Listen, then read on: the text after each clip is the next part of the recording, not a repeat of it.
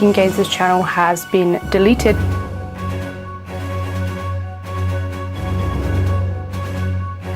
Controversy and crisis of the moment is that YouTube has deleted the channel of Vegan Gains. Oh, Vegan Gains has been deleted. So Vegan Gains is termination feature. Richard, aka Vegan Gains, YouTube channel is no more. As many of you know by now, Vegan Gains channel has been terminated. And a lot of people are actually kind of happy about it. We have the moral high ground. That is what I want you to know, okay? I want to be very clear with all of you. It doesn't matter how many times I called Richard the N-word on camera. It doesn't matter that Richard supported white supremacists on their channel, even though those white supremacists not only wanted to kick all of the black people out of the United States and Canada, but specifically said they would kick out Richard. It doesn't matter how many times Richard had knives on camera, guns on camera, how many times he directly made threats of violence to people. We have the moral high ground. And you know why? Because it's art! Richard is an artist! None of you appreciate his art! At this point, Vegan Gains is notorious for wanting to stomp in babies' faces. I fucking hate children. They literally make me sick. When I see babies in a commercial, I start to gag and almost throw up, and I have to look away and mute it. And when I see babies in a stroller, especially when they're crying, I just want to put my foot through the fucking thing and step on it until it's nothing but blood and pulp on the fucking pavement! Waving his weapons around, which did get him into trouble with the local authorities. Really like to use this knife on him. Like, he really does deserve to die. Like, he's such a smug little bitch. I'd love to just slide a knife right across his throat and just watch him, like, just look all scared when, you know, he's just dying. And, of course, there was the whole Furious Pete situation. Now, I know that this is a touchy subject, especially for those of you who are Furious Pete fans, but I don't care. You're fine with killing animals, but when it's your turn to face suffering and death, you start blubbering and crying like a little bitch. Fuck you, Pete. Vegan Gains has both said and done very despicable things, and most people would agree he has a few mental issues. These videos do clearly violate the YouTube rules and guidelines, but the strange thing is, why now? Why not back then?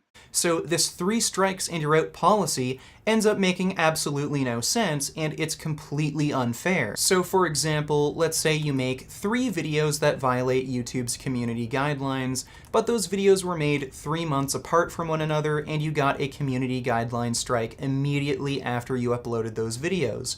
Well then, your channel won't be deleted because there's not enough time in between those strikes for them to just go away and not accumulate into 3 strikes. But on the other hand, you could upload videos that are years apart from one another, but you happen to be unlucky, and rather than getting community guideline strikes at the time you uploaded these videos, you get all 3 strikes at once, and then your channel is terminated. This policy is not only inconsistent, but it's also very unfair. There are many people, both in the vegan community and, can you believe it, even in the carnivore community, have made videos to show support for Vegan Gains. I figured that I needed to make as much money as possible, get as famous as possible, and become as influential as possible. That's why Why? This is the funny thing. All these people want attention. All these people want to be looked at. You know, Mike Tyson said the same thing, man. That's just all these people want. You want people to look at you. You want people to look at you. It's thick, man. It's thick. It is. It's a sickness. And YouTube, this whole YouTube content creator community, oh, how cute am I today? Look at my little fake life. Here's my clips. This is creating sickness in the community and in the general population as well. I mean, YouTube has basically become a mental illness beauty pageant, popularity contest for dopamine hits and likes. It's become a drug for some of these people. A big issue I've seen over and over again is that people are way too sensitive. The slightest of critiques or smallest of jokes will send people into a full-on rage. Sometimes these threats are just petty and they don't follow through with them. And other times, people will follow through. People have such massive egos that they will go out of their way to not only silence you, but attack your channel. Many people are suspicious that what happened to Richard wasn't necessarily just an automated glitch, but done intentionally. I myself have noticed quite a few threats. Bart Kay left a very strange, ominous comment on Michelle Lowe's page. GojiMan has felt threatened to the point of even taking down a few videos and even made a video explaining why he took them down. Even Flemface has gotten some threats. I find myself sitting on the fence with this whole Vegan Gains situation.